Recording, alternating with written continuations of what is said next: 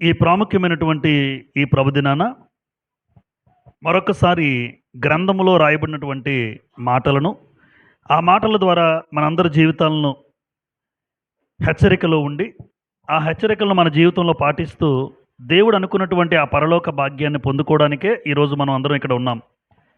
ఆ నిత్యత్వాన్ని అనుభవించడానికే మనం ఇక్కడ చేరుకున్నాం. అయితే దేవుడు అనుగ్రహించే ఆ నిత్యత్వం గురించి దేవుడు ఒక వాగ్దానం చేశారు. వాగ్దానం చేసిన దేవుడు నమ్మదగినవాడు. ఆయన ఖచ్చితంగా వాగ్దానం చేశాడంటే అది నెరవేరుస్తాడు. అయితే దేవుడు వాగ్దానం నెరవేరుస్తాడు, కానీ ఆయన నెరవేర్చాలంటే ఈ భూమి మీద బ్రతుకుతున్నటువంటి మానవాళి దేవుడు ఏ గ్రంథం అయితే 66 పుస్తకాల ఈ సారాంశం ఎవరి చేతిలో అయితే పెట్టారో ఆ గ్రంథాన్ని బట్టి నడుచుకుంటేనే వాగ్దానం అనేది వాళ్ళకి అప్లై అవుతుంది. గ్రంథాన్ని బట్టి నడుచుకున్న వాళ్ళకే వాగ్దానము చెల్లుతుంది. డిసెంబర్ 31వ తారీఖు వాగ్దానం ఇస్తే చెల్లదు. ఆ రోజే వచ్చిన వాళ్ళు ఉంటారు. డిసెంబర్ 31 వచ్చిందంటే ఆ ప్రార్థన, జనవరి 1 ప్రార్థన, వాగ్దానాలు తీస్తారు, చెల్లవు. ఆ రోజు వచ్చి వాగ్దానాలు తీసి అది నీ జీవితంలో నెరవేరుతుందంటే దేవుడు అంత అమాయకుడిగా కనిపిస్తున్నాడు మానవులకి. 66 పుస్తకాల గ్రంథాన్ని ఇచ్చి నా గ్రంథమును పరిశీలించి చదువుకోండి అన్నాడు. యెషయా గ్రంథం 34:16లో. బెరయ సంఘస్థులు అపోస్తలుడైన పౌలు శీలా చెప్పిన సంగతులు అలా ఉన్నవో లేవో ప్రతిదినము లేఖనాలను ఏం చేసేవాళ్ళు అంటే, ప్రతి దినము లేఖనాలను పరిశోధించే ఆలోచన కలిగిన సంఘాలు మాత్రమే రేపొద్దున్న ఆ నిత్యత్వానికి వెళ్తాయి. అలాంటి వ్యక్తులు మాత్రమే నిత్యత్వానికి వెళ్ళగలరు. అంతేగాని వచ్చానా, వాగ్దానం తీసానా, చూసుకున్నానా, నవ్వుకున్నాడో, సంతోషపడ్డాడు, వెళ్ళిపోయాడు. వాగ్దానము చూడండి. ప్రకటన యోహాన్ రాసిన మొదటి పత్రిక 2:25లో దేవుడు ఒక వాగ్దానం చేశాడు. ఆ వాగ్దానం చదువుకుందాం. యోహాన్ రాసిన మొదటి పత్రిక 2:25. నిత్య జీవము అనుగ్రహించుననుడియే ఆయన తానే మనకు చేసిన వాగ్దానము అన్నాడు. చూసారా? అంటే నిత్య జీవం ఇస్తాను. ఇది ఎవరితో చేసిన వాగ్దానం? దేవుడు తన పిల్లలతో చేసిన వాగ్దానం. అయితే నిత్య జీవాన్ని పొందుకోవాలంటే ఈ భూమి మీద మీరు ఎలా బ్రతకాలో చెప్పాడు దేవుడు. మనం చాలాసార్లు చెప్పుకుంటాం, చాలాసార్లు మీకు చెప్తూ ఉంటాను నేను. ఒక వస్తువు కొంటే దాన్ని మాన్యువల్ పుస్తకం ఇస్తారు, అవునా? ఒక ఏసీ కానీ, ఒక ఫ్రిడ్జ్ కానీ, ఒక మొబైల్ కానీ, మీరు వాషింగ్ మిషన్లు కానీ, భౌతికంగా ఏ వస్తువు కొన్నా దానికంటే ఒక చిన్న బుక్ ఉంటుంది. ఆ బుక్ ప్రకారం వాడాలి. ఇలా వాడితే మీరు కొన్నటువంటి వస్తువు ఎక్కువ కాలం మన్నే అవకాశం ఉంది. మీ ఇష్టానుసారంగా వాడితే వస్తువు త్వరగా పాడైపోద్ది, అది నాశనం అయిపోద్ది. అంటే భూమి మీద ఉన్నటువంటి కంపెనీలే ఒక వస్తువు తయారు చేసి దానికంటే ఒక పుస్తకాన్ని ఇచ్చినప్పుడు, ఈరోజు ఇక్కడ ఉన్నటువంటి మనందరినీ తయారు చేసిన వాడు దేవుడు. ఆయన తయారు చేసి భూమి మీద మనల్ని ఒక గ్రంథాన్ని ఇచ్చి చేతిలో పెట్టాడు. వస్తువు తయారు చేసి మాన్యువల్ పుస్తకం ఇచ్చినట్టుగా మనందరికీ కూడా ఒక మాన్యువల్ పుస్తకం ఇచ్చాడు. మానవుల యొక్క బ్రతుకు పుస్తకం ఇది. బైబిల్ పరిశుద్ధ గ్రంథమే. ఈ పరిశుద్ధ గ్రంథం మానవుల యొక్క బ్రతుకు పుస్తకం. ఎలా బ్రతకాలో తెలియజేసే ఒక అద్భుతమైన దివ్య గ్రంథమే బైబిల్. ఈ గ్రంథాన్ని బట్టి నడుచుకుంటేనే ఆ వాగ్దానం చెల్లుతుంది. అందరికీ నిత్యజీవం ఇవ్వడు. నిత్యజీవం ఇస్తానని చెప్పిన వాగ్దానం చేసిన దేవుడు అదే సమయంలో ఈ ప్రకారం నడుచుకోండి అన్నాడు. ఈరోజు జీవగ్రంథంలో నీ పేరు ఉన్నదా? జీవగ్రంథములో నీ పేరు ఉన్నదా? జీవగ్రంథంలో పేరు గనక లేకపోతే ఆ వ్యక్తి పరలోకానికి వెళ్ళడు అని దేవుడి గ్రంథం స్పష్టంగా చెప్తుంది. జీవగ్రంథములో పేరు ఉండాలా? పేరు ఎలా ఉంటుంది? జీవగ్రంథంలో పేరు ఎవరి పేర్లు వ్రాయబడతాయి? జీవగ్రంథంలో ఎవరి పేరు తొడవబడుతుంది? జీవగ్రంథములో లేదా తీర్పు దేన్ని బట్టి తీర్చబడుతుందో ఈరోజు మూడు విషయాలు 3 సందర్భాలు మనం ఆలోచించేద్దాం. దానికంటే ముందుగా voter card, Aadhaar card, birth certificate. Voter card లేకపోతే ఓటు వేసే అవకాశం ఉందా లేదా? కనీసం గేట్లో కూడా మనకి ఎలా చేయడు. ఓటర్ కార్డు ఉందా లేదా అని చూస్తాడు. ఆ ఓటర్ కార్డు ఉన్నా ఆ ఓటర్ కార్డు తెచ్చిన వాడిని మళ్ళీ నిలబెట్టి వాడి దగ్గర ఒక చెక్ లిస్ట్ ఉంటుంది, పుస్తకం. అందులో వాడి పేరు ఉందో చెక్ చేసుకుంటాడు. ఆ పేరు లేకపోతే మీరు ఎవరో తెలియదండి, ఓటర్ లిస్టులో మీ పేరు లేదు, దయచేసి మీరు వెళ్ళిపోండి అంటే ఓటు వేసేయడానికి కూడా అర్హత లేనివాడు ఎవరు? ఓటర్ కార్డు లేనివాడు. ఆధార్ కార్డు లేకపోతే ఈరోజు ఏ పని జరగదు మనకి. ఆధార్ కార్డులో నీ పేరు ఉండాలి, ఆ లిస్టులో నీ పేరు ఉండాలి. పేరు కోసం ఎంత తాపత్రయపడతామో. అమ్మా, ఎవరెవరినో సంప్రదిస్తాం, ఒక ప్రముఖులను సంప్రదిస్తారు, రికమెండేషన్స్ ఉంటాయి. మనకు తెలిసినటువంటి రికమెండేషన్స్ చేసుకునైనా మన పేరు ఆ లిస్టులో వచ్చేయాలి. భూమి మీద బ్రతుకుతున్నటువంటి మానవులు వారి పేర్లు ఉండాలని ఒక లిస్టులో ఉంటే ఒక ఇల్లు శాంక్షన్ చేయబడుతుంది, ఆ లిస్టులో ఉంటే పెన్షన్ వస్తుంది. అంటే భౌతికమైన ఆశీర్వాదాలు లేదా భౌతికమైన అవసరతలు ప్రాముఖ్యమే. అంటే భౌతికమైన అవసరతల కోసం ఎంత తాపత్రయపడుతున్నటువంటి ఈ మానవ సమాజం కన్ను మూసిన తర్వాత దేవుడు అనుగ్రహించే నిత్య జీవాన్ని పొందుకోవాలంటే జీవగ్రంథంలో నీ పేరు ఉండాలని ఏమైనా తాపత్రయపడుతున్నావా ఎప్పుడైనా? ఆ తాపత్రయం, ఆకాంక్ష, ఆ అపేక్ష, ఆ ఆసక్తి నిజంగా జీవగ్రంథంలో నా పేరు ఉండాలని అటువంటి తాపత్రయం ఉందా? భౌతికమైన పేరు కోసం పరిగెడుతున్నాం, ఎక్కడికెక్కడో తిరుగుతాము పని అవ్వాలని. కానీ జీవగ్రంథంలో పేరు ఉండాలని మందిరం చుట్టూ ఎప్పుడైనా తిరిగారా? ఏ ఏ ప్రాంతాలకు తిరుగుతామో ఆ పేరు రావాలని అక్కడికి వెళ్తారు, ఇక్కడికి వెళ్తారు. కరెక్టే, ఇంపార్టెంటే, నేను కాదన్నంలే. దానికోసం కాళ్ళు నొప్పైనా తిరుగుతావే. మరి దేవుని గ్రంథము, జీవ గ్రంథంలో నా పేరు ఉండాలని మందిరం చుట్టూ ఎన్నిసార్లు తిరిగావు నువ్వు? దేవుని మాటలు వినడం కోసం. దానికోసం కాళ్ళు అరిగిపోతాయి, దీని దగ్గరికి రావడానికి కాళ్ళు నొప్పులు వస్తాయి. ఇది దూరం అయిపోద్ది, దూరంగా అనిపిస్తూ ఉంటుంది. అది ఎంత దూరమైనా వెళ్తావు. చూసారా? అక్కడే భౌతిక సంబంధమైన జీవితానికి ప్రాముఖ్యతనిస్తున్నావా, ఆత్మ సంబంధమైన జీవితానికి ప్రాముఖ్యతనిస్తున్నావా? దేవుడికి అర్థమవుతుంది నీ తాపత్రయం. జీవ గ్రంథంలో చూడండి, పేర్లు కనుక లేకపోతే లేదు. ఈ రోజు కాలేజీల్లో కానీ స్కూల్స్లో కానీ బర్త్ సర్టిఫికేట్ తీసుకురాకపోతే మాకంటారు, బర్త్ సర్టిఫికేట్ తేకపోతే నేను పేరు వేయను, వేయకూడదు, అది రూల్. ఒకవేళ మీ అబ్బాయి పేరు స్కూల్లో నమోదు చేయాలంటే ఖచ్చితంగా మీరు బర్త్ సర్టిఫికేట్ తీసుకురావాలి ఆ అబ్బాయిది. అప్పుడే నేను మన స్కూల్లో నేను ప్రవేశింపడానికి అవకాశం ఇస్తాను అంటాను ఒక టీచర్గా. బర్త్ సర్టిఫికేట్ లేకపోతే అవకాశాలు చేయించుకొని రండి. చూసారా? అంటే భౌతికమైనవి ఇవన్నీ కూడా భూమి మీద బ్రతకడానికే. కానీ జీవగ్రంథంలో పేరు ఈ భూమి మీద కాదు, ఈ భూమిని విడిచిన తర్వాత బ్రతకడానికి. పోనీ ఈ పేరు మహా అయితే 70, 80, కానీ యుగయుగాలు దేవునితో ఉండడానికి ఏ గ్రంథంలో పేరు ఉండాలి? అది మనందరికీ తెలుసు. కానీ తాపత్రయం దానికోసం ఉండదు, తాపత్రయం వీటి కోసం ఉంటుంది. యుగయుగాలు దేవునితో ఉండాలని నీకు అర్థమైనా ఆ గ్రంథంలో పేరు ఉండాలని తాపత్రయం అయితే మనకు ఉండదు. Guinness book of world records విన్నారా మీరు? లెక్క బుక్ ఆఫ్ రికార్డ్స్, ఇది చాలా ముఖ్యమైన పేర్లు. అంటే బాగా మంచి నిపుణత కలిగజేసి బాగా ఘనత తెచ్చేవి. అంటే గిన్నీస్ బుక్లో పేరు రావాలంటే వాళ్ళు ఎన్నో ఎవరో చేయలేని కార్యక్రమాలు చేయాలి, ఎవరు చేయలేని ఆ పైనుంచి దూకియాలి, అటు పేరు రాయబడుతుంది.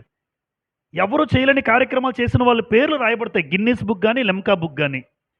వాటి కోసం మనుషులు ఎంతగా తాపత్రయపడతారు తెలుసమ్మా? పెద్ద లోయల మధ్యలో ఒక తాడు కట్టి నడుస్తూ ఉంటాడు, ఎందుకంటే ఆడి పేరు ఎక్కాలంటే గిన్నీస్ బుక్లోకి. ఆ పేరు ఎక్కాలని చచ్చిపోయిన అంటే వాళ్ళ యొక్క ప్రయాస. నా పేరు గిన్నీస్ బుక్లో ఎక్కితే చాలండి, ఈ బుక్లో ఉంటే చాలు, నాకు ఘనత వస్తుంది భూమి మీద. మరి జీవగ్రంథంలో పేరు రాయడానికి మనం ఎంత ప్రయాసపడాలి? మనుషులు వీళ్ళు ఎంత ప్రయాసపడుతున్నారో ఆ బుక్లో పేరు రావడానికి. మరి జీవగ్రంథంలో నా పేరు రావాలంటే భూమి మీద దేవుని కోసం నేను ఎంత ప్రయాసపడాలి? దేవుని కోసం ఎలా బ్రతికితే నా పేరు రాయబడుతుంది? దేవుడు తన సముఖంలో 2 గ్రంథాలు రాస్తున్నట్టుగా మనకి కనబడుతూ ఉంటుంది. జీవగ్రంథము, 2 జ్ఞాపకార్థ గ్రంథము. ఈ 2 గ్రంథాలు దేవుని సముఖంలో రాయబడుతూ ఉంటాయి. అయితే జీవ గ్రంథము అంటే ఏంటి, జ్ఞాపకార్థ గ్రంథము అంటే ఏంటి? ముందు ఆ వచనాన్ని చదువుకుందాం ఒకసారి. ప్రకటన గ్రంథం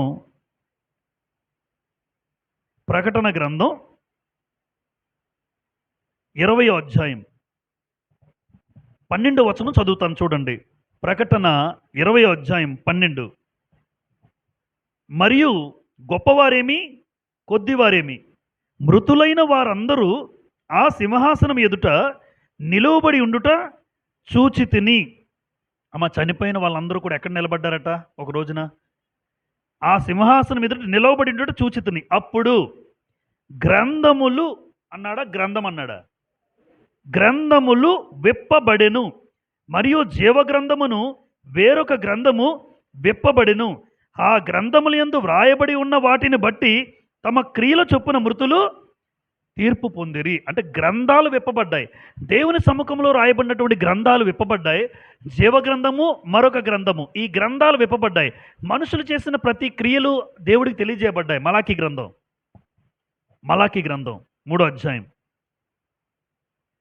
మలాకీ గ్రంథం పాత నిబంధన చివరి పుస్తకం 3వ అధ్యాయం 16వ వచనం. మలాకీ 3:16లో అప్పుడు యెహోవా యందు భయభక్తులు గలవారు ఒకరితో ఒకరు మాట్లాడుకొనుచుండగా యెహోవా చెవియొగ్గి ఆలకించెను. మరి యెహోవా యందు భయభక్తులు కలిగి ఆయన నామమును స్మరించుచు ఉండు వారికి జ్ఞాపకార్థముగా ఒక గ్రంథము ఆయన సముఖమునందు వ్రాయబడెను. అంటే జ్ఞాపకార్థముగా దేవుని సన్నిధిలో ఒక గ్రంథం రాయబడుతుంది. జీవగ్రంథము, మరొక గ్రంథము. జీవగ్రంథము, మరొక గ్రంథం. కాబట్టి గ్రంథాలు ఒక రోజున విప్పబడతాయి. ఇక్కడ ఒక మాట రాశాను చూడండి. గ్రంథములు విప్పబడినప్పుడు జీవగ్రంథములో అంటే ఎవరైతే యేసుక్రీస్తు రక్తంలో కడగబడతారో, బాప్తిజం పొందినటువంటి వెంటనే క్రీస్తు రక్తంలో కడగబడిన వాళ్ళ పేరు దేవుడు రాయిస్తాడు. మార్క్స్ వార్త 16:16లో ఏముంటుంది? కంటతవాక్యం, నమ్మి బాప్తిజం పొందినవాడు రక్షింపబడును, నమ్మని వానికి శిక్ష అన్నాడు. అంటే నమ్మి బాప్తిజం పొందివాడు ఏ రోజైతే క్రీస్తు రక్తంలో కడగబడ్డారో ఆ రోజు నీ పేరు జీవగ్రంథంలో రాయబడుతుంది. ఈరోజు ఇక్కడ ఉన్నటువంటి వాళ్ళు ఎంతమంది అయితే బాప్తిజం పొందుకున్నారో ఆ రోజు, మీరు పొందుకున్న రోజు మీ పేరు జీవగ్రంథంలో రాయబడింది. మరి ఈ జ్ఞాపకార్థ గ్రంథంలో ఏమి రాయబడతాయి? ఏ పేరైతే జీవగ్రంథంలో రాయబడ్డాడో ఆ వ్యక్తి యొక్క క్రియలు, ఆ వ్యక్తి చేసిన ప్రతి పని కూడా ప్రతి పని కూడా ఏది వదలడు దేవుడు, ఏది వదలడు. పాత కాలంలో యమలీల అనే సినిమా ఉంది, మీరు చూసారా? అప్పుడు దేవుడు నమ్ముకోక ఆ లోక సంబంధంగా తిరిగినప్పుడు ఆ చూసేవాడిని. ఒక పుస్తకం ఉంటుంది అక్కడ, యమగోళ అని పాత కాలంలో ఒకటి, పాత సినిమా యాక్టర్లో యమగోళ. అదేదో ఒక అంటే నిజంగా క్రియేట్ చేసిన వాస్తవం, అది దేవుని సముఖంలో ఉంది. వాళ్ళు ఎలాగా ఏదో ఒక సినిమా చిత్రీకరించిన ఆ రోజు వాళ్ళు తీసిన బట్టి ఒక పుస్తకం కింద పడడం, అందులో అన్నీ తెలిసిపోవడం, ఆ చరిత్ర మనం చూస్తూ ఉంటాం. అది సినిమాలో, అది వాస్తవమే. ఎందుకంటే మనిషి చేసిన ప్రతి క్రియ కూడా దేవుడు తన సముఖంలో రాయిస్తూ ఉన్నాడు. అది మంచిదైనా సరే, చెడ్డదైనా సరే. అందుకే ప్రసంగి గ్రంథంలో చివరిగా 12:14 అంటాడు. ప్రసంగి 12:14లో మీరు చేసిన పని మంచిదైనా సరే, చెడ్డదైనా సరే దేవుడు తీర్పులోనికి తెచ్చును అనే మాట ఉంటుంది అక్కడ. దేవుడు తీర్పులోకి తీసుకొస్తాడు. అలాగే 2 కొరింథీ పత్రిక 5వ అధ్యాయం 10వ వచనంలో కూడా 2 కొరింథీ 5:10లో దేహముతో జరిగించిన వాటి ఫలమును ప్రతి వాడు అనుభవించినట్లును ఈ శరీరముతో ఎవరైతే ఏ ఏ పనులు చేశారో ప్రతిదీ కూడా అది మంచివైనను సరే, చెడ్డవైనను సరే క్రీస్తు న్యాయపీఠం ఎదుట ప్రత్యక్షము కావలెను. ఎందుకు ఇవన్నీ? ఎలా? ఇవన్నీ రాయబడిన గ్రంథం అంటూ ఒకటి ఉంది. ఏ దేవుడు రాయడు అనుకోకూడదు. ఈరోజు ఇక్కడికి వెళ్ళినా ఏదో పాపిష్టి పని చేసినా అది రాస్తాడు. పలానా మనోహరు ఈరోజు ఇలా పాపిష్టి పని చేశాడు, చూడకూడనివి చూశాడు, మాట్లాడకూడనివి మాట్లాడాడు. అంటే ఎంత జాగ్రత్తగా బ్రతకాలో మీరు ఆలోచించండి. పలానా వ్యక్తి పేరు పెట్టి ఈ వ్యక్తి ఇలాంటి పాడు పని చేశాడు, దేవుని రక్షణ పొంది బాప్తిజం పొందుకున్న ఈ వ్యక్తి ఇలాంటి చీకటి పని చేశాడు, రహస్యంగా ఎవరికి తెలియదు అనుకుని చేశాడు, కానీ ఆయన రాసేశాడు. ఎందుకు? ఆయన కన్నులకు మరుగైనది ఏదియు? హెబ్రీ 4:13లో ఆయన కన్నులకు మరుగైనది ఏదియూ లేదు, ఆయన కళ్ళకు సమస్తము తేటగా కనబడుతున్నది. నరుల నడకలు కనిపెడుతున్నాడట. యోబు గ్రంథం 34:21లో అంటాడు, ఆయన కనుదృష్టి నరుని మార్గముల మీద ఉంచబడి ఉన్నది, వాళ్ళు ఏం చేస్తున్నారో అన్నీ చూస్తున్నాడట, అన్నీ రాయిస్తున్నాడు. అయితే ఇవన్నీ జ్ఞాపకార్థ గ్రంథంలో ఒక రోజున విప్పుతాడు. చిట్టా విప్పుతాడు ఒకరోజు. ఆ విప్పినప్పుడు మనము జడ్జి ముందు నిలబడితే తప్పు చేసిన వాడు తలదించుకుంటాడు. తల ఎత్తుకొని నిలబడే పరిస్థితి ఉండదు జడ్జి ముందు. ఆ న్యాయాధిపతి ముందు కూడా మనం కూడా ఒక రోజున తల ఎత్తుకోవాలంటే తల ఎత్తుకునేటట్లుగా నువ్వు బ్రతకాలి భూమి మీద, ఆయన ఇచ్చిన గ్రంథాన్ని బట్టి. లేదు, జ్ఞాపకార్థ గ్రంథంలో నీ పేరు పెట్టినట్టే నీ ఇలా చూడండి. ఈరోజు కంప్యూటర్లో ఇలా కొట్టినట్టునే మొత్తం నా పేరు కొడితే గవర్నమెంట్ ఎంప్లాయీగా నా డీటెయిల్స్ అన్నీ వచ్చేస్తాయి, చాలా ఫాస్ట్గా వచ్చేస్తాయి, రిఫ్లెక్ట్ అవుతాయి సిస్టమ్ మీద. జస్ట్ నాకు ఒక నెంబర్ ఉంది ట్రెజరీ, నా నెంబర్ కొట్టాడంటే నా పాన్ నెంబరు, నా ఆధార్ నెంబరు, మా నాన్న, మా అమ్మ, నేను ఎక్కడెక్కడ చేశాను, ఏ పని చేశాను, ఇవన్నీ డీటెయిల్స్ అన్నీ వచ్చేస్తాయి. ఏది కంప్యూటర్లోనే. ఆయన దగ్గర కూడా అలాగే జ్ఞాపకార్థ గ్రంథంలో నీ పేరు ఒకటి అంటే చాలు. ఈరోజు భూమి మీద శరీరంతో నువ్వు చేసినవన్నీ ఎప్పటి నుంచి చెప్పమంటారా? ఎప్పటి నుంచి తెలుసమ్మా ఇవన్నీ కూడా? ప్రకటన గ్రంథం 13వ అధ్యాయం. ప్రకటన గ్రంథం 13వ అధ్యాయం 8వ వచనం. ప్రకటన 13:8లో భూనివాసులందరూ అనగా జగదుత్పత్తి మొదలుకొని వధింపబడి ఉన్న గొర్రెపిల్ల యొక్క జీవగ్రంథమందు ఎవరి పేరు వ్రాయబడలేదు అన్నాడు. అంటే జగదుత్పత్తి మొదలుకొని, అంటే ఈరోజు భూమి మీద మీరు పుట్టి ఎప్పటి నుంచి పుట్టారో, ఏ రోజు మీరు భూమి మీద అడుగు పెట్టారో అప్పటి నుంచి కౌంట్ డౌన్ స్టార్ట్ అవుతుంది మనిషికి. మరీ ఎక్కువగా ఏ రోజైతే రక్షణ పొందుకున్నాడో, ఏ రోజైతే క్రీస్తుప్రభు రక్తంలో కడగబడి మీరు బాప్తిజం పొందుకున్నారో ఆ దినాన్ని ఒకసారి జ్ఞాపకం చేసుకోండి. ఏ రోజు ఆ రోజు నీ కౌంట్ డౌన్ స్టార్ట్ అయింది. అక్కడి నుంచి నువ్వు చేసే ప్రతి పని, ఎందుకంటే అంతవరకు దేవుడు ఎవరో నీకు తెలీదు, అంతవరకు యేసుప్రభు ఎవరో తెలీదు. కానీ ఏ రోజైతే నువ్వు రక్తంలో కడగబడ్డావో ఆ రోజు నుంచి పలానా వ్యక్తి పేరు, ఈయన ఈ పని చేశాడు. దేవుని కోసం చేసే పని కూడా రాస్తాడు. ఈ సహోదరుడు ఇటుకలు మోసాడు, వెరీ గుడ్. ఈ సహోదరి ఇసుక మోసారు, దేవుని కార్యక్రమాలు, ఇలాంటి కార్యక్రమాలు లేదా సువార్త పరిచర్యలో పాలు పంపులు పొందారు, సంఘము కోసం చాలా ప్రయాసపడ్డారు, రాయబడ్డాయి. నువ్వు చేసిన మంచి రాయబడుతుంది, నువ్వు చేసిన చెడ్డ కూడా ఈ శరీరంతో చేసింది రాయబడుతుంది. ఆ గ్రంథం ఏది? జ్ఞాపకార్థక గ్రంథములో రాస్తాడు. ఇప్పుడు గ్రంథాలు విప్పబడతాయి అన్నాం. ఎన్ని గ్రంథాలు? జీవగ్రంథంలో ముందు పేరు చూస్తాడు. ఆ పేరు చూసిన వెంటనే వాడి చరిత్ర ఇక్కడ ఉంటుంది. పేరు చరిత్ర. అందుకే జీవగ్రంథమందు ఎవని పేరు వ్రాయబడుతుందంటే మొట్టమొదటి చెప్పుకున్నాం మనం, క్రీస్తు రక్తములో కడగబడిన వారి పేరు రాయబడుతుంది. దానియేలు గ్రంథం 7వ అధ్యాయం. పాత నిబంధన కాలంలో దానియేలు గారు కూడా గ్రంథములు అన్న మాట వాడారు. ఒకసారి దానియేలు గ్రంథంకి వెళ్దాం. అంటే ప్రకటన గ్రంథంలో యోహాను గారు చెప్పారు. ఇప్పుడు దానియేలుకి యోహాను గారికి సంబంధం లేదు కదా. ఆయన ఏ కాలం వాడో? సుమారుగా 700 క్రితం, సుమారు క్రీస్తు పుట్టక ముందు కాలం ఆయన.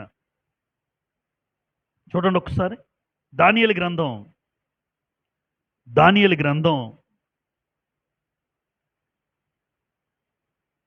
7వ అధ్యాయం 10వ వచనం చూడండి. 10.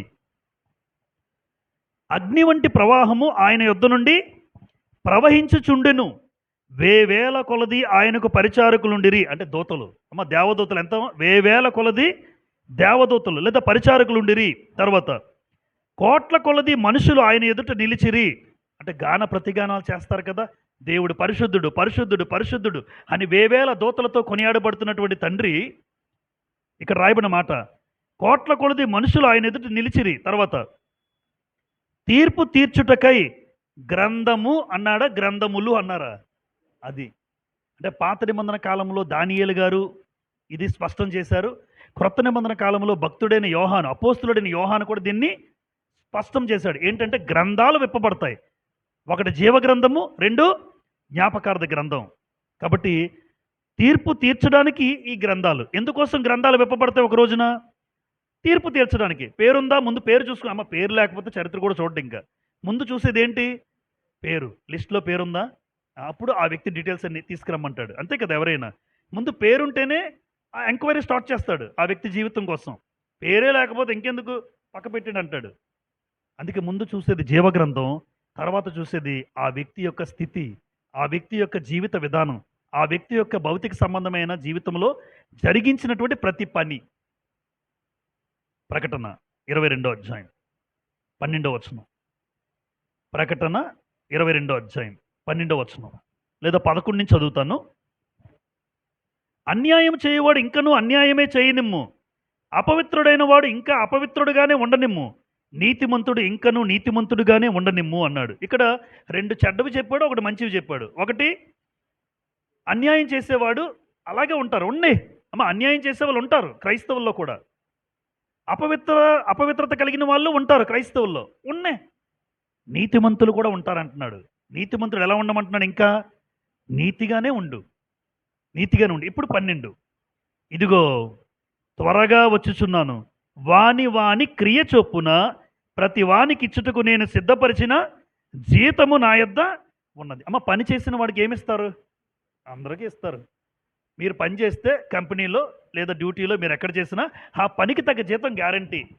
ప్రభువు కూడా జీతం ఇస్తాడు. ఆయన అన్యాయస్తుడు కాదు కదా. ఈయనిచ్చే జీతం కూడా ఉంటుంది. అందుకే నువ్వు చేసే ప్రతి పనికి నీకు జీతం ఉంది.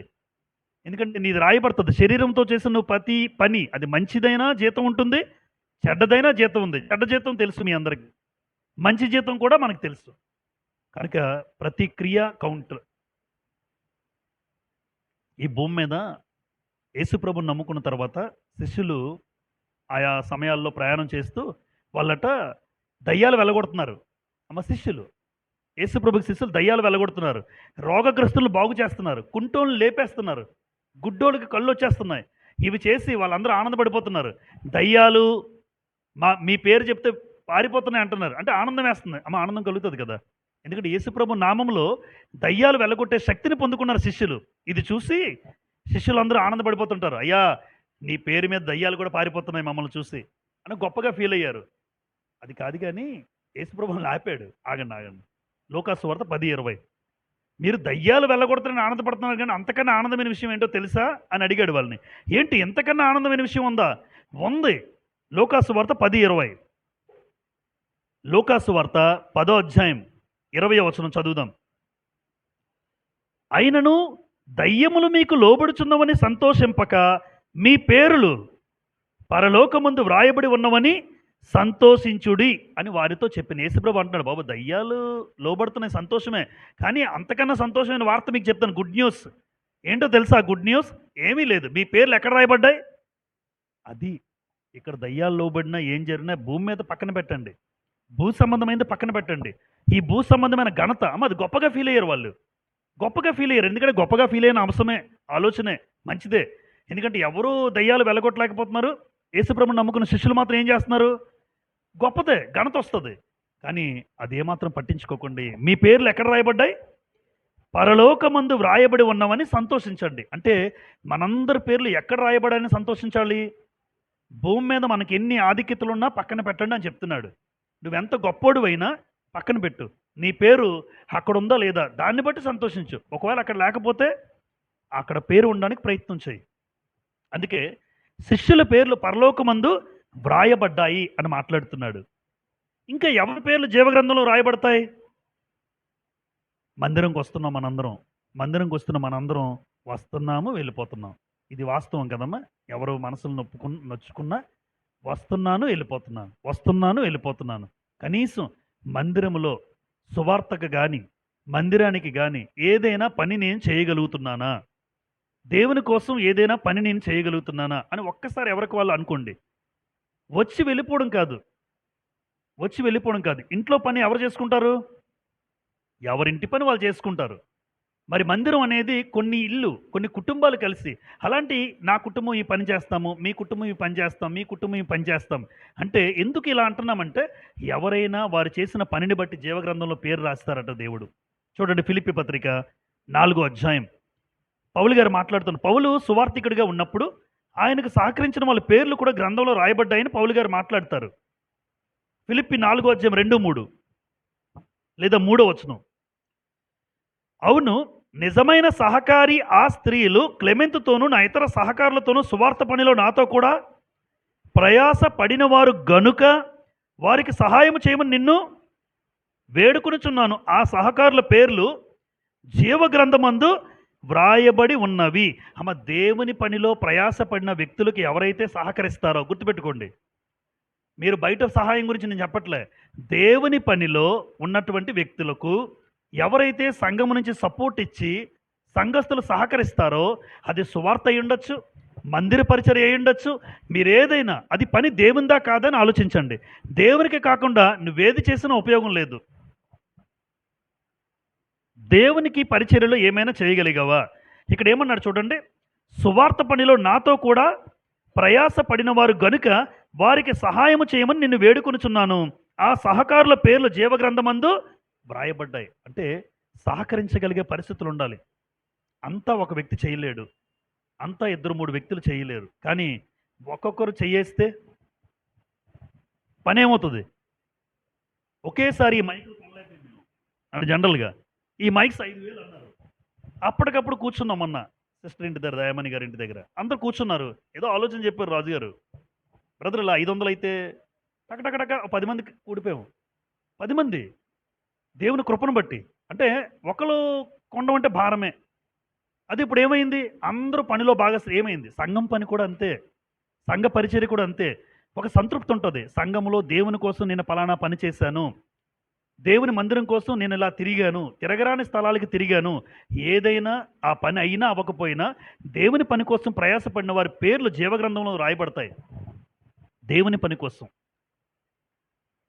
అందుకే ఆ స్త్రీల పేర్లు ఎక్కడ రాయబడ్డాయట? సహకారుల పేర్లు జీవగ్రంథమందు. పౌలు గారు అంటున్నారు, నాతో సువార్త పనిలో ఇగో ఈ వ్యక్తులు సహకరించారు. చాలాసార్లు చెప్తుంటాను, పాంప్లెట్స్ కొట్టించడానికి డబ్బులు ఇచ్చినా మీ సహకారం అందినట్టే.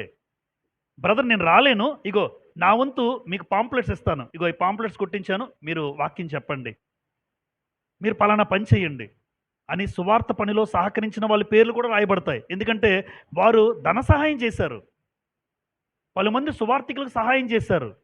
సువార్త పనిలో చేస్తున్న సువార్థికులకు సహకరించి వాళ్ళ జీవనోపాధి కోసం ఇస్తున్న ప్రతి రూపాయి నీ పేరు రాయబడుతుంది. వచ్చిందంతా మనమే తింటే ఓకే, తినండి, తప్పులేదు. కానీ మనకున్న దాంట్లో సేవకులకు ఇవ్వడం, మనకున్న దాంట్లో ఇబ్బందులో ఉన్న సేవకులను గుర్తించి, వారికి ఉన్నటువంటి పరిస్థితులను గుర్తించి ఆయనకిస్తే ఇంకా సేవ చేస్తాడు కదా, ఇంకా బలంగా చేస్తాడు కదా. అలాంటి వ్యక్తులకు చేసిన వాళ్ళ పేర్లు ఊరకనే ఉండవు. అవి ఖచ్చితంగా ఎవరైతే సహకరించారో ఆ సహకరించిన వారి పేర్లు జీవగ్రంథంలో రాయబడతాయి. కనుక సహకారుల పేర్లు గ్రంథం ముందు వ్రాయబడుతున్నాయి. ఇంకా ఎవరి పేర్లు వ్రాయబడతాయి? ప్రకటన గ్రంథంలో 3వ అధ్యాయం ఒక సంఘం ఉంది. ప్రకటన గ్రంథంలో సార్దీస్ అనే సంఘం ఉంది. ఈ సార్దీస్ సంఘం గురించి మాట్లాడుతూ యేసు ప్రభువారు ఇలా అంటున్నారు. 3:5 చూడండి. ప్రకటన 3:5, జయించువాడు అలాగున తెల్లని వస్త్రములు ధరించుకొనును, తర్వాత జీవ గ్రంథములో నుండి అతని పేరు ఎంత మాత్రమును తుడిచేస్తానన్నాడా? తుడుపు పెట్టకన్నాడా? తుడుపు పెట్టక నా తండ్రి ఎదుటను ఆయన దూతల ఎదుటను అతని పేరు ఒప్పుకొందును. అంటే ఖచ్చితంగా నీ పేరు చెప్తాను అంటున్నాడు. ఈరోజు సంఘంలో ఉన్నటువంటి పేరు, నీ పేరు నేను చెప్తాను, నా తండ్రికి చెప్తాను, ఆ ముందు దూతలకు కూడా చెప్తాను అంటున్నాడు. యేసుప్రభు మాట్లాడుతున్న మాట ఇది. నా పేరు చెప్తాడా? మీ పేరు చెప్తారా? అంటే ఎంత గొప్ప ధన్యత. ఎప్పుడు? జయిస్తే అన్నాడు. ఏమన్నాడు చూడండి, జయించువాడు అలాగున తెల్లని వస్త్రాలు ధరించుకుంటాడు, జీవ గ్రంథంలో నుండి అతని పేరు ఎంత మాత్రము తుడుపు పెట్టక. తెల్ల బట్టలు వేసుకున్న వాళ్ళు కాదు, పొరపాటు. మళ్ళీ వైట్ డ్రెస్ వేసుకున్నంత మాత్రాన క్రియలు లేకపోతే వైట్ డ్రెస్ వేసుకున్న ఉపయోగం ఏముంది? తెలుపు మంచిదే, కాదనడంలే. పరిశుద్ధతకు సూచనగా ఏ మచ్చ డాగు లేని జీవితానికి సాదృశ్యం తెలుపు, అంతే. తెల్ల బట్టలు వేసుకుని నల్ల పనులు చేస్తే వాళ్ళ పేరు తుడిచేస్తాడు. అందుకే తెల్లని వస్త్రాలు ధరించుకుంటే జీవగ్రంథంలో పేరు అనగానే మళ్ళీ లిటరల్గా చూడకూడదు మనం. జీవగ్రంథంలో పేరు తుడిచిపెట్టాడు. ఇప్పుడు జయించి వాని పేర్లు రాస్తాడు. జయించిన వానికి ఏమన్నాడు? పరదైసు సింహాసనం. నేను రాత్రి చెప్పాను ఉపవాస ప్రార్థనలో, అక్కడే ఉన్నాం కనుక ఒకసారి 3:21 చదివేద్దాం. 3:21, నేను జయించి నా తండ్రితో కూడా ఆయన సింహాసనం ముందు కూర్చుని ఉన్న ప్రకారము జయించు వానిని నాతో కూడా నా సింహాసనం నందు, అంటే నేను జయించి, యేసుప్రభు లోకాన్ని జయించాడు, నాలాగే ఎవరైతే జయిస్తారో, జయించడం అంటే పెద్ద కష్టమేమి కాదమ్మా, నిజం చెప్తున్నాను. లోకాన్ని జయించడం పెద్ద కష్టమేముంది? కష్టమేమి కాదు. అయితే ప్రయత్నం చేయాలి. లోకంలో శరీరాశ, నేత్రాశ, జీవపడమ్మ ఉన్నాయి. ఏవైతే నిన్ను కోరికలకు ఆకర్షించి నిన్ను పాపానికి నడిపించి ఏదైనా జాగ్రత్త, పాపానికి నడిపించి ఏదైనా నీ పేరు తుడిచేస్తాడు. అంటే లోకాన్ని మనం ఏం చేయాలి? జయించాలి. లోకాన్ని జయించడం ఎలా అండి అని అడిగితే, లోకానికి దూరంగా మందిరానికి వచ్చేసేది సరిపోద్ది. నేను అలాగే అంటాను. లోకానికి దూరంగా ఉండాలి అంటే నీ పనంతా చేసుకుని ఆ పని లేకపోతే ఇక్కడికి వచ్చి కూర్చుండిపో. మిగిలిన సమయం ఎక్కడొక్కడో గడపద్దు. మీ వర్క్స్ చేసుకోండి, మీ పనులు మీరు చేసుకోండి, మీ కుటుంబాన్ని మీరు పోషించుకోండి. అది లేనప్పుడు ఇక్కడ కూర్చో. సాయంత్రం అయిందా ఇక్కడ కూర్చో. అది లోకానికి దూరంగా ఉండడం, దేవుని మాటలకు దగ్గరగా ఉండడం. లోకాన్ని ఎలా జయించగలడు? దేవునికి దూరంగా ఉంటాడు అనుకుంటాడు. లోకాన్ని జయించాలి, నేను లోకాన్ని జయించాలి. ఏం జయిస్తావు మందిరానికి రాకుండా, దేవుని మాటలు వినకుండా? కనుక యేసుప్రభు జయించాడు. అలాగే 2:7 ప్రకటన 2:7, చెవి గలవాడు ఆత్మ సంగములతో చెప్పుచున్న మాట వినుగాక, జయించువానికి దేవుని పరదైసులో ఉన్నా అన్నాడు. అంటే పరదైసు కూడా ఎవరు వెళ్తారు? లాజరు జయించాడమ్మా. లాజరు జయించాడు. దరిద్రుడైన పేద లాజరు, తిండికి కనీసం తిండికి కూడా లేనటువంటి లాజరు లోకాన్ని జయించాడు. లేదంటే పరదేశంలో ఆయన ఎందుకు ఉంటాడు? పరదేశంలో ఆయన ఎందుకు ఉంటాడు? కనుక జీవగ్రంథమందు పేర్లు రాయబడే పరిస్థితి మనందరికీ ఉండాలి అంటున్నాడు. ఎవరి పేర్లు రాయబడతాయి చూసాం. మరొకటి, జీవగ్రంథం నుండి ఎవరి పేరు తొడవబడుతుంది? చాలా ప్రాముఖ్యమైనది ఈ మధ్య భాగం. ఎందుకు అంటే అసలు నా పేరు ఉందో లేదో ఇక్కడ తెలిసిపోద్ది. ఇప్పుడు తెలిసిపోతుంది. ఈ పాఠం చివరికి నా పేరు ఉందో లేదో కూడా మనకు అర్థమైపోద్ది. బయటకు చెప్పం కానీ అర్థమవుద్ది. Guarantee guarantee. ఒకవేళ మన పేరు కనుక లేకపోతే ఉండడానికి ప్రయత్నం చేద్దాం. ఎందుకంటే దేవుడు ఈ రోజున మాట్లాడుతున్నాడు కనుక. ఒక్కసారి చూడండి, జీవగ్రంథము నుండి ఎవని పేరు తొడవబడుతుంది అంటే ఒక మాట, భూనివాసులు అని మాట చదువుకున్నాం. ప్రకటన గ్రంథం 17:8 చదువుదాం ఒకసారి. ప్రకటన 17:8. ప్రకటన 17:8 చూడండి. నీవు చూచిన ఆ మృగము ఉండెను గాని ఇప్పుడు లేదు. అయితే అది అగాధ జలములో నుండి పైకి వచ్చుటకును నాశనమునకు పోవుటకును సిద్ధముగా ఉన్నది. తర్వాత ఒక మాట అన్నారు 17:8. భూనివాసులలో జగతుత్పత్తి మొదలుకొని జీవగ్రంథమందు ఎవని పేరు వ్రాయబడలేదో అన్నాడు. అంటే జీవగ్రంథమందు పేరు ఎవరిది వ్రాయబడదో చెప్పమంటారా? అమ్మా, భూనివాసులుగా బ్రతికే వాళ్ళ పేరు ఉండదు. అందుకే కొలస్సీ పత్రిక 3:1 ఏమంటారు?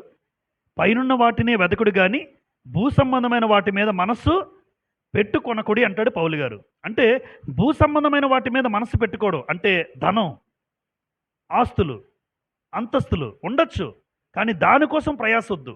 నీకు ఎంతవరకు కావాలో అంతవరకు దేవుడిస్తాడు. ఇది మనందరం బలంగా నమ్మాలమ్మా. ఇప్పుడు నాకు లేని దానికోసం నేను ప్రయాసపడితే ఉపయోగం లేదు. నాకు ఏదైతే ఇచ్చాడో దాన్ని నేను అనుభవించగలగాలి. దానితో నేను సంతృప్తి చెందాలి. నాకు ఇచ్చిన దాంతో లేని దానికి ప్రయాసపడితే దేవునికి దూరం అవుతాను. లేని దానికోసం ప్రయాసపడితే దేవునికి దూరం అవుతాను. దేవునికి దూరం అయితే నీ పేరు జీవగ్రంథంలో ఉండదు కదా. అందుకే పైనున్న వాటి మీదనే వెతకండి, భూ సంబంధమైన వాటి మీద మనస్సు పెట్టద్దు అన్నాడు. కనుక ఈ లోకంలో బ్రతుకుతున్నంత కాలం ఎవరి పేరు తొడవబడుతుందంటే భూమి మీద కేవలం తినడం, తిరగడం. చెప్పాను కదా, టీటీటీ. కాబట్టి ఎవరైతే ఈ భూమి మీద కేవలం తినడానికి, తిరగడానికి, పడుకోవడానికి ఉంటున్నారో అలాంటి వాళ్ళ జీవితం తుడిచివేయబడుతుంది. క్రైస్తవులు అలాంటి వాళ్ళు ఉన్నారా? ఉంటారు. ఖచ్చితంగా భూమి మీద భూ సంబంధంగా బ్రతికే వాళ్ళు ఉంటారు. పేరు ప్రఖ్యాతుల కోసం బ్రతికే వాళ్ళు ఉంటారు. మరొక మాట చెప్తాను, కులాలు ఎప్పుడూ చూడకూడదు. కులాలు చూసేవాడు భూ సంబంధి, క్యాస్ట్లు చూసేవాడు భూ సంబంధి. అలాంటి పరిస్థితి కూడా మనకి ఎప్పుడూ రాకూడదు. యేసుప్రభు ఏ క్యాస్ట్ కోసం ప్రాణం పెట్టాడని అంటే మళ్ళీ ఏం చెప్తారు మీరు? ఏం చెప్తారమ్మా? ఏ క్యాస్ట్ కోసం పెట్టబెట్టండి? తక్కువ కులస్తుల కాదు కదా, బీసీ, ఎస్సీ, ఎస్టీ, ఓసీ అందరి కోసం పెట్టాడు ఆయన. అవునా? మరి అందరి కోసం పెట్టినప్పుడు మనుషులు ఏం చేశారంటే భూమి మీదకి వచ్చి మనుషులు కులాలు ఏర్పాటు చేసుకున్నారు, మనుషులు మతాలు ఏర్పాటు చేసుకున్నారు. అందుకోసం ఆ కులస్తుడురా, ఈ కులస్తుడురా, ఆడికి ఉండేది రక్తమే, నీకునేది రక్తమే, వాడు తినేది అన్నమే, నువ్వు తినేది అన్నమే. అంత బుద్ధి జ్ఞానం లేకుండా మనుషులు ప్రవర్తిస్తూ ఉంటారు. మరలా యాక్సిడెంట్ అయితే తక్కువ కులస్తుడు రక్తమైన బేగి ఎక్కించండి బాబు. అది కదా, ఎస్సీ వాళ్ళ రక్తం, నువ్వు ఓసీ పర్లేదా? అప్పుడు వద్దు. ఎస్సీ అయినా పర్లేదు, ఎక్కించండి, ప్రాణం నిలబడాలి. మరి అక్కడెందుకు ఆ ఇంగిత జ్ఞానం మనుషులకి లేదు? ఎప్పుడైనా మీరు ఆలోచించారా? తక్కువ కులస్తుడని తక్కువగా ఎస్సీ అని మాట్లాడుతున్నావే, నీచంగా మాట్లాడుతున్నారే వాళ్ళని. నువ్వు ఓసీ అయి ఉండొచ్చు ఒకవేళ భూమి మీద. మరి ఆ రోజు ఆ రక్తం అది అక్కడే ఉందనుకోండి, ఏం చేస్తారు? వీడు వద్దనగలడా? అనరు. చూడండి, సైలెంట్ అయిపోతాం. అక్కడ ఎవ్వరూ మాట్లాడలేవు. రక్తం ఎక్కిస్తే చాలు, బతకాలి.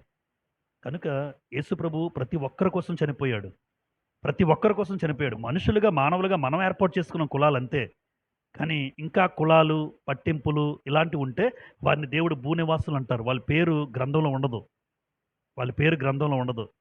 ఎవరైనా సరే రా సహోదరుడు, వాళ్ళు ఏ క్యాస్ట్ అయినా, ఏ కులమైనా సంఘంలోకి వచ్చినప్పుడు మనందరం అన్నీ విడిచిపెట్టి వచ్చాం. మనం మరలా అదే తవ్వుకొని వచ్చేవాళ్ళు ఉన్నారు. నిజం చెప్తున్నాను, ఈరోజు నాకు తెలిసిన 2 సంఘాలు ఉన్నాయి. ఆ 2 సంఘాలు కూడా కులాన్ని బట్టి వేరైపోయారు.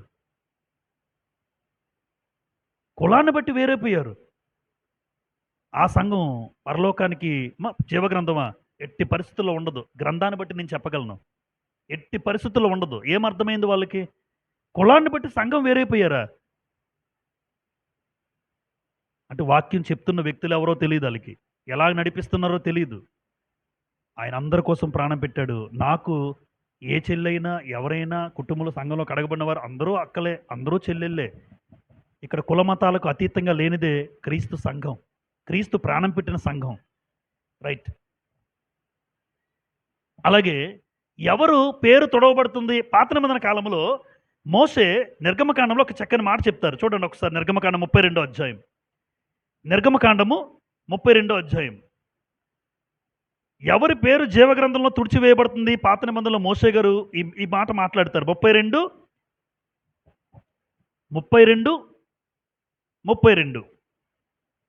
అయ్యో, నీవు వారి పాపమును ఒకవేళ పరిహరించితివా, లేని ఎడల నీవు వ్రాసిన నీ గ్రంథములో నుండి నా పేరు తుడిచివేయుమని బ్రతిమాలుకొనుచున్నాను.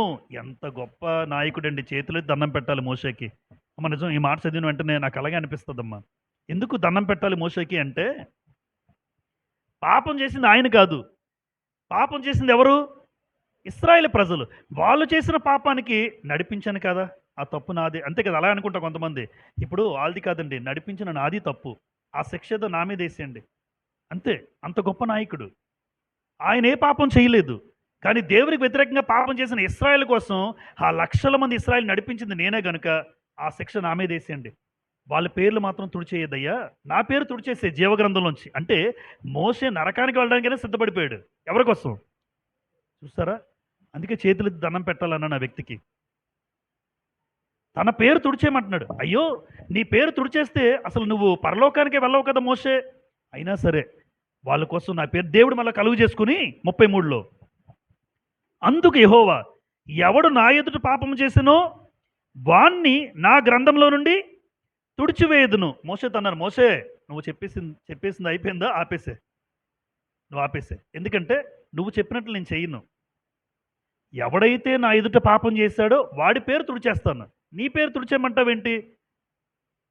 34 కాబట్టి నీవు వెళ్ళి నేను నీతో చెప్పిన చోటికి ప్రజలను నడిపించుము అని చెప్తున్నాడు. అంటే ఎవడైతే దేవుని ఎదుట పాపం చేస్తాడో వాడి పేరేమవుతుందమ్మా?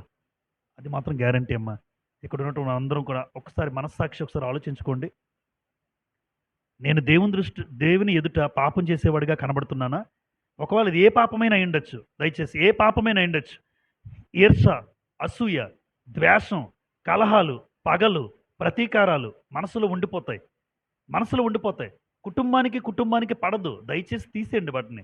ఒకవేళ అది పాపమే, ఏ పాపము నీలో ఉన్నా నీ పేరు జీవగ్రంథంలో ఉండదు. ఏ పాపం నీలో ఉన్నా ఉండదు. లేదా చెడు చూపులు, చెడు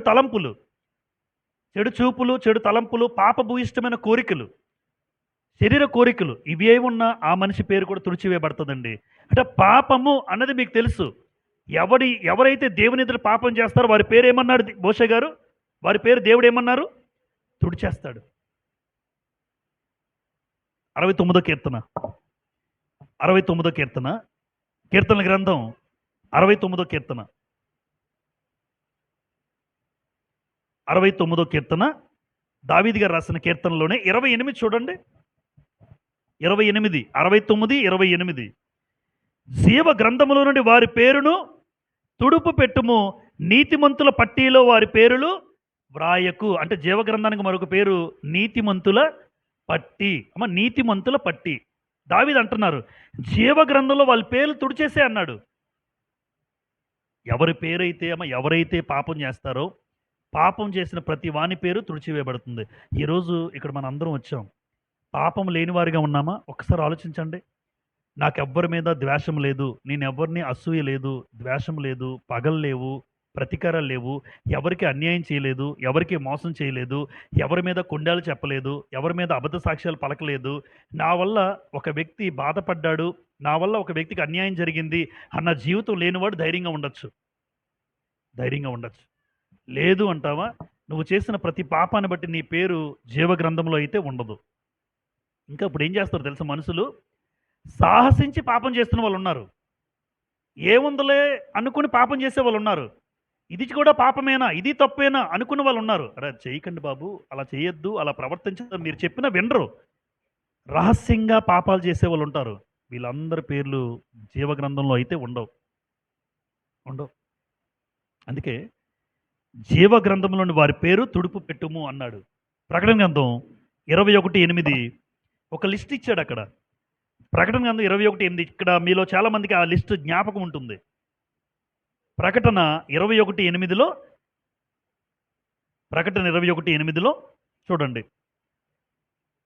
పిరికివారును, అవిశ్వాసులను, అసహ్యులను, నరహంతకులను, వ్యభిచారులను, మాంత్రికులను, విగ్రహారాధకులను, అబద్ధికులందరూ అగ్ని గంధకములతో మండు గుండములో పాలు పొందుదురు. ఇది ఎన్నో మరణం? రెండవ మరణం. అమ్మ, రెండవ మరణానికి మొదటి మరణానికి వ్యత్యాసం చాలాసార్లు చెప్పాను మీకు. మొదటి మరణము అందరము చెందాము. ఎందుకు? ఈ భూమి మీద పుట్టిన ప్రతి మనిషి కూడా మొదట మనం మరణించాం. అపరాధముల చేతను, పాపముల చేతను మీరు చచ్చిన వారై ఉండగా క్రీస్తు చేత మిమ్మల్ని, అంటే అది మొదటి మరణం. ఏ క్రైస్తవుడికి ఏ మరణం రాకూడదు? ఏంటి రెండవ మరణం అంటే? పాపము చేసి ఎవరు మరణించకూడదు. ఎందుకంటే ఒకప్పుడు తెలియక పాపం చేసావు, క్రీస్తు రక్తంలో కడగబడ్డావు, అప్పుడు నువ్వు చనిపోయావు. అది మొదటి మరణం. మొదటి మరణం చెందినవాడు సంఘంలో చేర్చబడి సంఘంలో బ్రతుకుతూ, నడుస్తూ, అన్ని విషయాలు నేర్చుకుంటూ, బలపరచబడుతూ ఇంకా పాపం చేస్తే ఆ వ్యక్తి పొందేది రెండో మరణం. ఆ రెండో మరణం నరకము, అది అగ్నిగుండం అన్నాడు. అందులో లిస్ట్ ఇచ్చారు. లిస్ట్ ఇగో. పిరికివారు ఉంటారా? ఉంటారు. పిరికోరు ఉంటారు. అవిశ్వాసులు, అసహ్యులు, నరహంతకుడు అంటే ఎవరు? సహోదరుని ద్వేషించేవాడు ఎవరు? అంటే చంపినోడే కాదు. యోహాను రాసిన మొదటి పత్రిక 3:15 కదా, 3:15. సహోదరుని ద్వేషిస్తే నువ్వెవరివి? నరహంతకులు, వ్యభిచారులు. అంటే ఒక స్త్రీతో పురుషుడితో పాపం చేస్తే వ్యభిచారమే. అదే కాదు, లోక స్నేహం చేసేవాడు వ్యభిచారే. యాకోబు 4:4 వ్యభిచారి. మాంత్రికులు, ముహూర్తాలకు వెళ్తారు. ముహూర్తాలు బ్యాచ్. ముహూర్తాలకు వెళ్ళిన వాళ్ళు మంత్రగాళ్ళ దగ్గరికి వెళ్తుంటారు. తాయిత్తులు బ్యాచ్. వీళ్ళందరూ ఏంటనుకున్నారు? వీళ్ళందరూ వెళ్ళేది అగ్నిగుండంకి. యేసుప్రభు నమ్ముకుని తాయిత్తులు బ్యాచా? ప్రార్థన కాదా మీకు ఆధారం? ప్రార్థన కాదా మీకు ధైర్యం? ప్రార్థన కాదా? ఇంకా వాటిని నమ్ముతున్నామంటే ఇక మాంత్రికులు, విగ్రహారాధకులు, అబద్ధికులు అందరూ వెళ్ళేది అగ్ని గంధక. వీళ్ళందరి గురించి ఎందుకు రాశాడంటే వీళ్ళందరూ క్రైస్తవులు ఉన్నారు. పిరికివారు, అవిశ్వాసులు, అసహ్యులు, నరహంతకులు, వ్యభిచారులు, మాంత్రికులు, విగ్రహారాధకులు, అబద్ధికులు, వీళ్ళందరూ మండుగుండములో పాలు పొందుదురు. ఇది రెండవ మరణము అన్నాడు. ఆ లిస్టులో ఒకవేళ మనం ఉన్నామేమో చెక్ చేసుకుందాం. నేను ఆ లిస్టులో ఉన్నానా? ఉంటే మార్పు చేసుకోవాలమ్మా. ఈరోజు మాట్లాడుతున్నాడు. క్షమించి ఈరోజు ఈ ప్రార్థన అయిన తర్వాత మోకరిల్లినప్పుడు మనం ప్రార్థన చేసుకుంటాం. అయ్యా, నేను ఇంకా నా పేరు ఉందో లేదో ఇలాంటి పాపభూయిష్టమైన లోకంలో బ్రతుకుతూ ఇంకా నాలో లక్షణాలు ఉన్నాయి అనుకుంటే మానేద్దాం. అలాంటి వాటికి దూరంగా ఉందాం. ఆచారాలు, సాంప్రదాయాలు, కట్టుబాట్లు అమ్మ ఇవన్నీ పక్కన పెట్టండి. దయచేసి ఎవరు చెప్పినా చేయకండి. ఇది నా ప్రేమపూర్వకమైనటువంటి మాట. ఎవ్వరు చెప్పినా చేయకండి. ఎందుకంటే అవి చేస్తే నువ్వింకా నీ పేరు ఉండదు, జీవగ్రంథంలో ఉండదు. రైట్.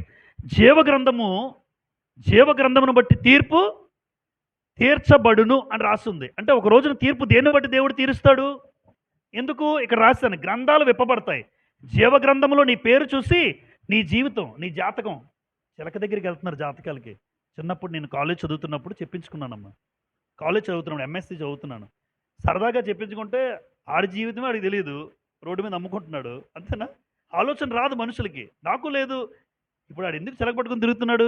వాడి గడవక, వాడు పొట్టకొట్టు కోసం. అదేదో తీసింది, మొక్క తీసింది, అది తీసింది, అది రకరకాలుగా ఏదోదో చెప్పేస్తున్నాడు. పొంగిపోతున్నాను. పోలీస్ అవుతాను అన్నాడు. నేను టీచర్ అయ్యాను. జనరల్గా చెప్తున్నాను. పోలీస్ అన్నాడు, నీ జీవితాన్ని తిరిగిలేదన్నాడు. చిలక చూస్తాం. చిలక జాతకం చెప్పేస్తే ఇంకెందుకు చెప్పండి? ఏదో తన బ్రతకాలి, పొట్టపుట్టు కోసం మాట్లాడుతున్నాడు. జ్ఞాపకార్థంగా నీ జీవితం చెప్పేది ఎవరంటే దేవుడు. ఆయన నీ జీవితాన్ని మాట్లాడుతారు ఒక రోజున. చూడండి ఒకసారి. దానియేలు గ్రంథం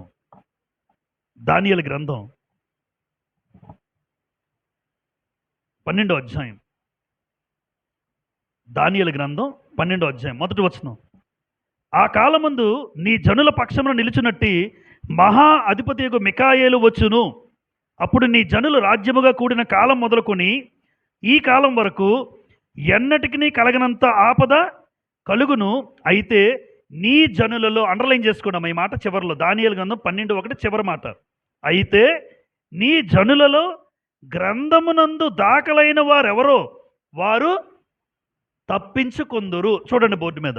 అంటే గ్రంథమందు దాఖలైన వారు, దాఖలవడం అంటే రాయబడిన వారు, అంటే గ్రంథమందు దాఖలైన వారు తప్పించుకుంటారు దేవుని ఉగ్రత నుండి. దేవుని ఉగ్రత నుంచి దాచబడతారు. నీ పేరు ఎక్కడ ఉండాలి? గ్రంథంలో ఉండాలి. అంటే గ్రంథము బట్టి తీర్పు ఎలాగా? ఏ రోజైతే నీ పేరు జీవగ్రంథంలో ఉంటే, ఆ పేరు నీది ఉంటే తప్ప నీ మీదకి ఏ ఉగ్రత రాదు. నీ మీదకి దేవుని ఉగ్రత రానే రాదు. నువ్వు నిత్య జీవాన్ని పొందుకుంటావు. అందుకే అన్నాడు దానియేలు గారు, గ్రంథమందు నీ పేరు దాఖలవ్వాలి. ప్రకటన గ్రంథం 21వ అధ్యాయం చివరిగా ఒక 3 మాటలు. ప్రకటన 21, 27. 21, 27 ప్రకటన. గొర్రెపిల్ల యొక్క జీవగ్రంథమందు వ్రాయబడిన వారే దానిలో ప్రవేశింతురు అన్నాడమ్మా. నిషిద్ధమైనది, అసహ్యమైన దాన్ని, అబద్ధమైన దాన్ని జరిగించువాడైనను దానిలోకి ప్రవేశింపడు అనేశాడు. అంటే గొర్రెపిల్ల యొక్క జీవగ్రంథమందు వ్రాయబడిన వారే దానిలో, దేనిలో? పరలోక పట్టణంలో. అక్కడ రాశాను, పరలోక పట్టణంలో ప్రవేశం ఎవరికి? గొర్రెపిల్ల యొక్క జీవగ్రంథమందు పేరు రాయబడితే ఆ తీర్పు దినాన నువ్వు పరలోక ప్రవేశం ఖచ్చితంగా పొందుకుంటావు. ఒక్క పేజీ వెనక్కి తిప్పి 22:15 చూడండి ఒకసారి. ప్రకటన 22:15. కుక్కలను, కుక్కలు అన్నాడా ప్రారంభంలో? కుక్కలను, మాంత్రికులు, వ్యభిచారులు, నరహంతకులు, విగ్రహారాధకులు, అబద్ధమును ప్రేమించి జరిగించి ప్రతి వాడును వెలుపట నుందురు. అంటే గేట్ వేసేస్తాడు, బయట ఉండిపోతారు. పరలోక ప్రవేశం వాళ్ళకి లేదు. ఆ మాటలో ఏమైనా గమనించారా మీరు? అందరూ మనుషులు కనబడతారు. ఫస్ట్ కుక్కలు పెట్టాడేంటి అక్కడ? ప్రారంభం ఎలా ఉంది? కుక్కలు. తర్వాత మాంత్రికులు, వ్యభిచారులు అందరూ మానవులుగా అనిపిస్తుంది. మాంత్రికులు ఉంటారు, వ్యభిచారులు ఉంటారు, నరహంతకులు ఉంటారు. మరి కుక్కలు ఎవరు? కుక్క బుద్ధి ఏంటి? కక్కిన దాన్ని తినే రకం బ్యాచ్ ఉంటారమ్మా. అది కుక్క బుద్ధి. కుక్కలు అంటే ఎవరో కాదు, ఆ కుక్కలు కాదు, మానవ కుక్కలు. ఎవరి మానవ కుక్కలు? కక్కిసింది తింటాడు. ఎందుకంటే కుక్క తన వాంతికి తిరుగుతుంది అన్నాడు 2 పేతురు పత్రికలో 2:20. అది వాంతికి తిరుగుతుంది. నువ్వు కక్కేసావు పాపాలని కక్కేసి మరలా పాపం చేసేవాడు కుక్కతో సమానుడు. కక్కేసిన వాడు మరలా తింటుంది ఎలాగైతే కుక్క తింటుందో, కక్కేసిన పాపం మరలా చేస్తున్నావు అంటే. అందుకే అన్నాడు కుక్కలు పరలోక రాజ్యానికి వెళ్ళవు అన్నాడు. మనం అనుకుంటే ఏ కుక్కలు పరలోక రాజ్యం? కుక్కలు వెళ్ళవు. మానవ కుక్కలు ఇలాంటి ప్రవర్తన కలిగినటువంటి కుక్కతో భావించి ఇలాంటి వాళ్ళు ఎవరు పరలోకానికి అర్హులు కాదు, వెలుపటి నుండిపోతారు అన్నాడు. రైట్. మరణం వరకు ఎలా ఉండాలి? ప్రకటన గ్రంథం చదువుతాం 2:10. మరణం వరకు నమ్మకంగా ఉండుము, నేను నీకు జీవకిరీటం. కాబట్టి ఈరోజు ఇక్కడ మనందరము కూడా నాతో సహా నేను చెప్పే మాట ఏంటంటే, నాతో సహా చచ్చిపోయినంత వరకు కూడా ఏ రోజైతే బాప్తిసంలో నా పేరు రాశారో, ఏ రోజైతే నా పేరు జీవగ్రంథంలో రాయబడిందో, ఆ పేరు కాపాడుకోవడానికే మన ప్రయాస. ఆ పేరు ఎప్పటికీ నాది ఉండాలి, మీది ఉండాలి. నా పేరు జీవగ్రంథంలో ఉండాలి. ఎట్టి పరిస్థితుల్లో తుడిచివేయబడకూడదు. ఆయన తన చేతులతో తుడిచేస్తాడు. బోర్డు తుడిచినంత ఈజీగా తుడిచేస్తాడు ఆయన. అక్కడ రాయబడినది తుడడం ఎంతసేపు? క్షణాల్లో తుడిచేస్తాం. రాయబడ్డం ఎంత కష్టమో అమ్మ. మంచి రావడం కష్టమేనా? చెడు సింపుల్. ఒక వ్యక్తి మంచోడు అనిపించుకోవాలంటే మీరు నన్ను 4-5 సంవత్సరాలు చూడాలి. బేగా నన్ను మంచోడు అనరు. ఎందుకంటే నా జీవితాన్ని పరిశీలిస్తారు, నా బ్రతుకును పరిశీలిస్తారు, నా జీవన శైలి పరిశీలిస్తారు. ఒక వ్యక్తి మంచోడు అని చెప్పాలంటే సర్టిఫికెట్ ఈజీగా ఇవ్వలేం. కానీ ఒక వ్యక్తి చెడ్డోడు అనడానికి చాలా సులభంగా మాట్లాడచ్చు. అందుకే మన జీవితంలో కష్టమైన జీవగ్రంథంలో మన పేరు ఎట్టి పరిస్థితుల్లో కూడా తుడిచివేయబడకూడదు. అది ఒక గురిగా కలిగి ఉందాం. ఈరోజు ఒక నెల ముగిసిపోయింది. 2వ నెలలో దేవుడు మనందరినీ ప్రవేశపెట్టాడు. ఈ 2026లో నా పేరు జీవగ్రంథంలో ఉందా? ఉంటే జ్ఞాపకార్థ గ్రంథంలో నా బ్రతుకు ఎలా ఉంది? నేను దేవుని కోసం ఏమైనా చేయగలుగుతున్నానా? దేవుని పరిచర్యలో లేదా దేవుని సంఘంలో సహకారులు ఉంటారు, దేవుని పరిచర్య కోసం ఏదైనా సహకరించగలుగుతున్నానా? ఏ విధంగానైనా నేను ఏదైనా పని చేస్తున్నానా? కేవలం నేను, నా భార్య, నా పిల్లలు, ఇదే నా జీవితం. దేవుని కోసం ఏదీ లేదా? ఎఫెసీ పత్రిక 4:16 అంటారు, సంఘములో ప్రతి అవయవము తన తన పరిమాణము చొప్పున పని చేయాలి. పరిమాణాలు ఉంటాయి అందరికీ. అమ్మ అందరికీ ఒక పరిమాణం ఉండదు. ఆయన చేసినట్టు మనం చేయలేం. ఆయన చేసినట్టు మనం చేయలేం. అది వాళ్ళకే సాధ్యం. అది వాళ్ళకే సాధ్యం. వాళ్ళు చేసినట్టు నేను చేయలేను. అందుకే నాకు చెప్పరు కూడా. వాళ్ళ తలాంతు, వాళ్ళ సామర్థ్యం వేరు, నా సామర్థ్యం వేరు. ఆ సహోదరి కూడా చేసినట్టు మనం చేయలేం. కొంతమంది ఆడవాళ్ళు బాగా కష్టపడతారండి. అలాంటి వాళ్ళు కూడా, మన కీర్తి నేను మాట్లాడుకుంటుంటే చెప్తుంది, పందిరుల్లో ఒక సహోదరి పేరు చెప్పింది, ఎంత బాగా చేయగలుగుతుంది, మనం చేయలేకపోతున్నాం. వాళ్ళు చేయగలరు అంతే. అంటే అవయవాలన్నీ పనిచేస్తే ఎంత బాగుంటుంది. శరీరానికి ఏముంటుంది? శరీరానికి అవయవాలన్నీ పనిచేస్తే ఆరోగ్యం. ఏదైనా అవయవం పాడైపోతే హాస్పిటల్కి వెళ్ళాలి. అవయవాలు పాడవుతున్నాయి. పని చేస్తున్న ఏ అవయవం పాడవదు. నువ్వెంతగా పని చేస్తూ ఉంటావో నీ అవయవాలన్నీ బాగా వర్క్ అవుతాయి. అలా కూర్చొని ఏ పని లేకుండా ఉంటే అవయవాలు పాడవుతాయి. సంఘం కూడా అంతే. ప్రతి అవయవం పని చేయాలి. చివరిగా ఫిలిప్పీ పత్రిక 2వ అధ్యాయం. ఫిలిప్పీ పత్రిక 2వ అధ్యాయం 12 చదువుకొని మనము ముగించుకుందాం. ఫిలిప్పీ 2:12 ముగింపు వచనం. ఫిలిప్పీ 2:12 చూడండి. కాగా నా ప్రియులారా, మీరెల్లప్పుడూ విధేయులైన ప్రకారము నా ఎదుట ఉన్నప్పుడు మాత్రమే గాక, మరి ఎక్కువగా నేను మీతో లేని ఈ కాలమందును, ఈ మాట కూడా చాలా ప్రాముఖ్యమైన మాట, భయముతోనూ వణుకుతోనూ మీ సొంత రక్షణను కొనసాగించుకోండి అన్నాడా? ఏముండాలి క్రైస్తవులకి? భయం. ఏముండాలి? వణుకు. భయము, వణుకు, ఈ రెండు ఉన్నవాడు జీవగ్రంథంలో పేరుంటుంది. మీరు ఇంకా చూడక్కర్లేదు. దేవుడంటే భయం, దేవుడంటే వణుకు ఉన్నవాడు జీవగ్రంథంలో పేరు రాయబడుతుంది. మొన్న చెప్పాను ఒక మాట, దయ్యాలకు ఏముందట? వణుకు. దయ్యాలకు వణుకు ఉంది, దయ్యాలకు భయం ఉంది, కానీ మానవుడికి వణుకు లేదు అని మాట్లాడాము. నిజమే. ఈరోజు దేవుడంటే భయం ఉండాలి, దేవుడంటే వణుకు ఉండాలి. ఎందుకు అంటే రక్షణ పొందుకున్న ఈ రక్షణ కొనసాగించాలి అంటే ఆ వ్యక్తి క్రైస్తవ జీవితంలో ఏముండాలి? దేవుడంటే వణుకు ఉండాలి, దేవుడంటే భయం. ఎందుకు వణుకు, భయం? ఏ తప్పు చేస్తే రక్షణ కోల్పోతానో, ఏ పాపం చేస్తే రక్షణ నాకు దూరం అవుతుందో. ఎందుకు? యేసు ప్రభు ప్రాణం పెడితే వచ్చింది రక్షణ. ఆయన ప్రాణానికి వచ్చిన ఫలితం రక్షణ. మరి ఈరోజు ఈ రక్షణ చులకనైపోయింది మనుషులకి. ఈ రక్షణ చులకనైపోయింది. ఆదివారం ఆరాధనకు రారు. వాళ్ళకి ఏమర్థం అవ్వలేదు తెలుసమ్మా? రక్షణ ఎలా నిర్లక్ష్యం చేస్తారో చాలాసార్లు చెప్పాను నేను, గ్రంథంలో కూడా ఉంది, యూట్యూబ్లో ఉంది. రక్షణ ఎలా నిర్లక్ష్యం చేస్తారో లెసన్ ఉంది. అంటే ఆరాధనకు నువ్వు రాకపోతే నువ్వు రక్షణ నిర్లక్ష్యం చేసినట్టు. ఆరాధనకు నువ్వు రాకపోతే రక్షణ నిర్లక్ష్యం చేసినట్టు. ఇంకేముంది భయం, ఇంకేముంది వణుకు. కానీ తేలిగ్గా మానేస్తాం మనం ఆరాధన, తేలిక. అలాంటప్పుడు ఆ వ్యక్తుల పేర్లు ఎందుకు ఉంటాయి? గ్రంథంలో ఉండవు. భయం ఉండాలి. ఈరోజు ఆరాధన మానకూడదు, వణుకు ఉండాలి. ఏదైనా పని చేస్తున్నాం అనుకోండి, ఏదైనా పని ప్రారంభించాం ఇంట్లో, ప్రార్థనతో ప్రారంభించుకోండి అమ్మా. ఎవరు వచ్చినా రాకపోయినా, సహోదరులు పిలిచినా పిలవకపోయినా, మీ మట్టుకు మీరు చేసుకున్నా, దయచేసి ఏ పనైనా ప్రార్థనతో ప్రారంభించండి. ఇంకేమీ అవసరం లేదు మనకి, ప్రార్థన ఒకటే. దేవుడు చూస్తున్నాడు. నువ్వు చేసే ప్రతి పని కూడా భయం ఉండాలి. ఇది దేవుడికి ఇష్టం లేదు, నేను చెయ్యను. ఇది దేవుడికి ఇష్టం లేదు, నేను చెయ్యను అని భయం నీకుంటే నీ పేరు జీవగ్రంథంలో ఖచ్చితంగా రాయబడుతుంది. ఉంటుంది కూడా, దాన్ని తుడిచిపెట్టడు. ఎందుకంటే ఆయనంటే నీకేముంది? భయం. ఆయనంటే నీకు వణుకు. అందుకే రక్షణ కొనసాగించాలి అంటే మరొక మాట పేతురు పత్రికలో 1 పేతురు 2:3 ఉంటుంది. వాక్యము విషయంలో నువ్వు వాక్యం అనే పాలు ఏం చేయాలి? తీసుకోవాలి. చిన్న శిశువులు, పిల్లలు ఉంటారు, చిన్న పిల్లలు పాలు తాగుతూ ఉంటారు, తల్లిపాలు లేదా పాలు పడుతూ ఉంటారు. ఆ పాలు తాగి వాడు ఎదుగుతూ ఉంటాడు.